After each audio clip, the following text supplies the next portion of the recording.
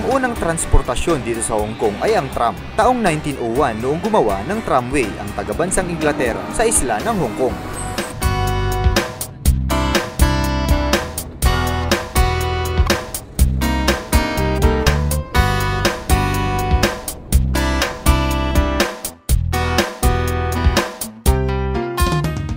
Bale, dito sa likod ko makikita yung Hong Kong Bank. Ito yung pinakamalaking bangko dito sa buong Hong Kong.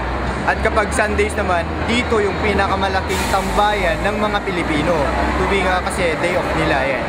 Makikita nyo dito sa likod ko.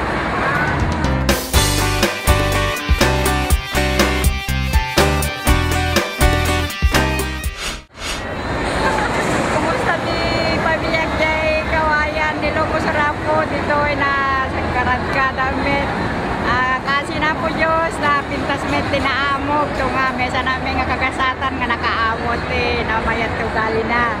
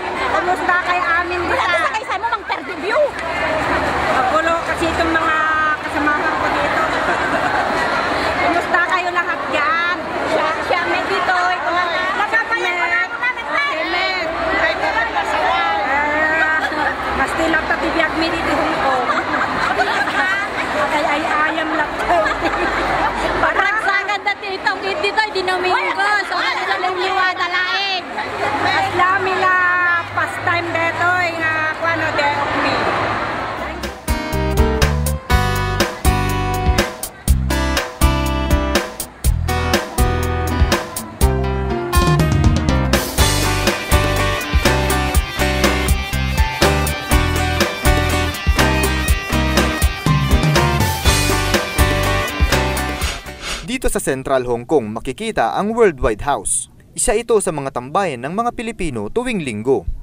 Halos lahat ng mga tao sa gusaling ito ay Pilipino at ang mga pagkain dito ay purong Filipino food. At syempre, hindi mawawala ang video okay rito. Kung ang pinapadala niyong pera ay ginastos na naman ni Mr. Dito niyo ilabas.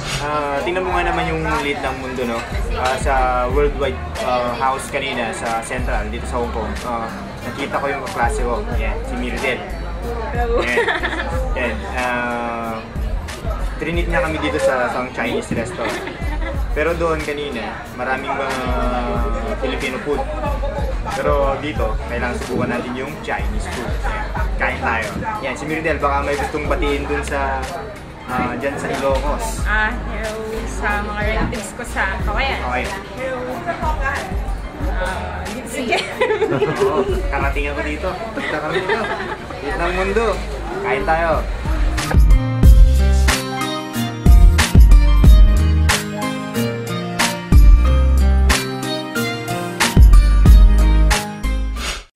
Ayan mga kaibigan, tapos ng ating pamamasyal dito sa Hong Kong.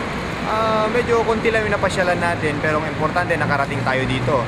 Yung pamamasyal mo kasi dito sa Hong Kong, depende yan sa araw na itatagal mo rito, tapos depende rin sa budget na dala mo.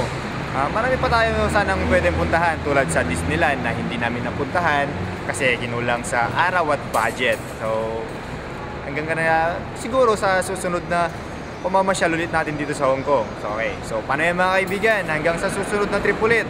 Lagi pa rin tandaan na ginagawa namin to dahil trip lang.